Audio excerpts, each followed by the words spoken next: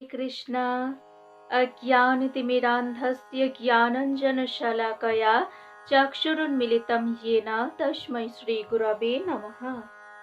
वञ्चाकल्पतरुभ्यश्च कृपासिन्धुभ्य एव च पतितानां पावनेभ्यो वैष्णवेभ्यो नमो नमः। मैं अज्ञान के गहन अंधकार से उत्पन्न हुई हूँ और मेरे गुरुजी श्री श्रीमद् भक्ति सुंदर भागवत महाराज जी ने ज्ञान के प्रकाश से मेरी आंखें खोली। मैं उनको कोटि कोटि नमन करती हूँ। समस्त साधु गुरु वैष्णव जनों के चरण में मेरा कोटि कोटि नमन। आज मैं कहूंगी पुत्रदा एकादशी का महात्म्य। पुत्रदा एकादशी क्या है? पुत्रदा एकादशी व्रत हमें क्यों पालन करना चाहिए? क्यों पालन करना अति आवश्यक है, ये मैं कहूंगी। एक बार महाराज युधिष्ठिर जी भगवान श्री कृष्ण से कहा, हे कृष्णा, पौष माह की शुक्ल पक्ष एकादशी का नाम क्या है? इस एकादशी का विधि क्या है? इस एकादशी का पूजनीय देवता कौन है? कृपया अब मुझे बताइए। भगवान श्री कृष्ण ने कहा, हे राजन, इस एकादशी पुत्रदा नाम से जाना जाता है। इस एकादशी को पुत्रदा नाम से जाना जाता है। इस एकादशी के अधिष्ठात्री देवता सिद्धिदाता भगवान नारायण है।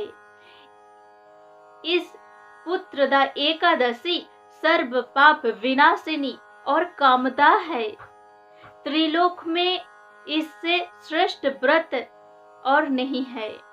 व्रत पालन करने वालों को भगवान नारायण ने विद्वान और यशस्वी कर देते हैं। श्री कृष्ण ने कहा, अब मैं इस व्रत की महिमा आपको बताऊंगी, आप श्रवण कीजिए। भद्रावतीपुर में सुकेतुमान नाम का एक राजा था। उनकी रानी का नाम सैव्या।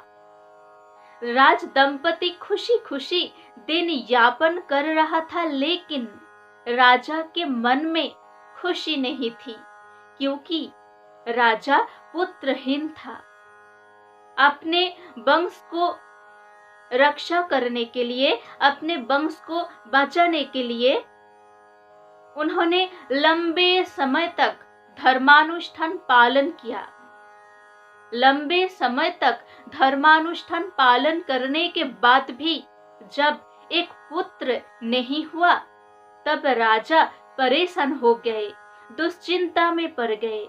इसलिए भले ही राजा के पास सब कुछ था, फिर भी पुत्रहीन राजा के मन में कोई खुशी नहीं थी। उसने सोचा, पुत्रहीन का जन्म बेकार और गृह शून्य है। धर्म ग्रंथ में, शास्त्र में कर्ज के बारे में जो कहा गया है, पितृकर्ज, देव कर्ज, मनुष्य कर्ज, ये जो कर्ज के बारे में कहा गया है, वो तो पुत्र के बिना चुकाया नहीं जाता। इस दुनिया में पुत्रवान को यश लाभ और उत्तम गति मिलती है।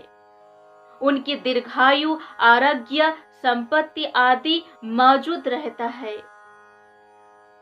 राजा दुश्चिंता में आत्महत्या करने का फैसला लिया, लेकिन बाद में उन्होंने विचार किया, आत्महत्या एक महापाप है। ये तो केवल शरीर को नष्ट करेगा, ये तो केवल मेरा शरीर को नष्ट करेगा, लेकिन मेरी पुत्रहीनता कभी दूर नहीं होगी। ये सोचकर राजा एक दिन घने जंगल में चला गया। वन में भटकते भटकते जब दोपहर हो गया तब राजा भूखा और प्यासा हो गया। उसने अगल बगल में पानी की तलाश शुरू कर दी। तो उन्होंने एक सरोवर देखा। चक्रवाक राजहंस विभिन्न मछलियों से भरी एक सुंदर सरोवर देखा। सरोवर के पास मुनियों का एक आश्रम था। सरोवर के तट पर मुनिगण वेद पाठ कर रहे थे। राजा उधर जाकर ऋषियों के चरणों में दंडवत प्रणाम किया। ऋषियों ने राजा से कहा, हे राजन, हम आपसे प्रसन्न हैं, आपकी प्रार्थना बोलिए। राजा ने कहा, आप सब कौन है और यहाँ क्यों एकत्रित है? ऋषियों ने कहा, हे राजन, हम सब विश्वदेव नाम से जाने जाते हैं। इस सरोवर में स्नान करने आया हूँ। आज पुत्रदा एकादशी तिथि। इसे पुत्रदा कहा जाता है क्योंकि ये पुत्र प्रदान करता है। सब सुनकर राजा कहा, हे ऋषियों, मैं तो पुत्रहीन हूँ, मैं निसंतान हूँ, इसलिए मुझे पुत्र प्राप्त करने की चिंता सर्वदा सताने लगी।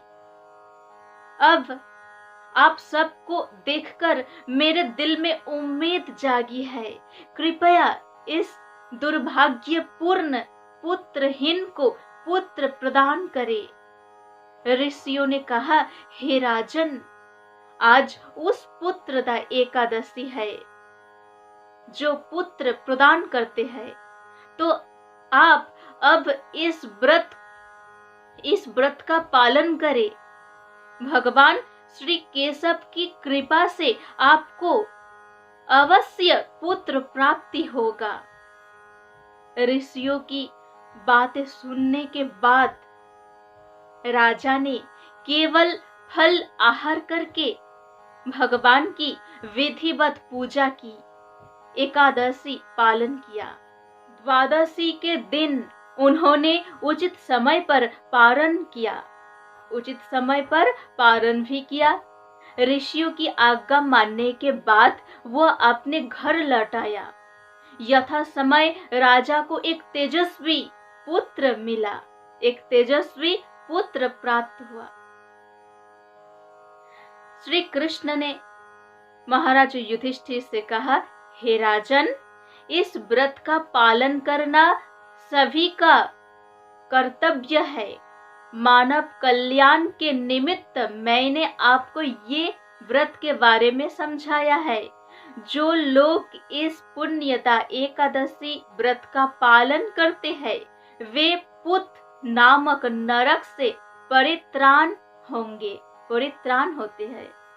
और इस व्रत कथा को श्रवण करने से, बताने से अग्निष्टम यज्ञ का फल प्राप्त होता है।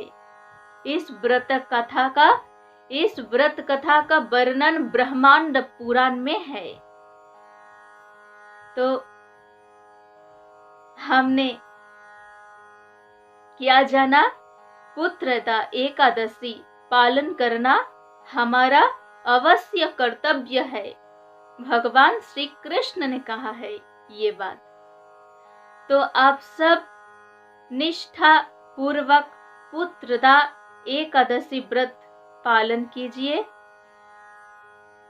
और भगवान की कृपा प्राप्त करिए।